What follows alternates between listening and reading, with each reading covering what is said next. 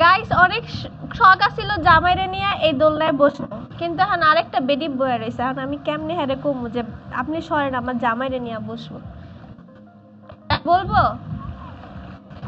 মানে তোরা কি নাটক করছ আমাদের সাথে? তোরা কি মনে করছিস আমরা কি বকছো? যখনই দেখতেছে ওই ওখানে কেউ বসে আছে বিকিনি পরা, সুইমস্যুট পরা, তখনই সে ক্যামেরা বের করে ভিডিও করা শুরু করতেছে। আপনাদের কি মনে হয় না এই দোলনার জায়গাটা কোনো সময় ফাঁকা হয়েছে? সে কি চাইলে পারতো না যে ওই ফাঁকা টাইমে এসে ওখানে বসে ওর ইচ্ছা মতো ও ভিডিও করুক, যাই করুক তাই করুক? কেন রে ভাই, মালদ্বীপে কি মানে বিকিনি পরা ছাড়া অন্য কোনো মানুষ যায় না? মালদ্বীপে কি কোনো বেটা মানুষ যায় না? সব কি খালি বিকিনি পরা বেটেই যায়?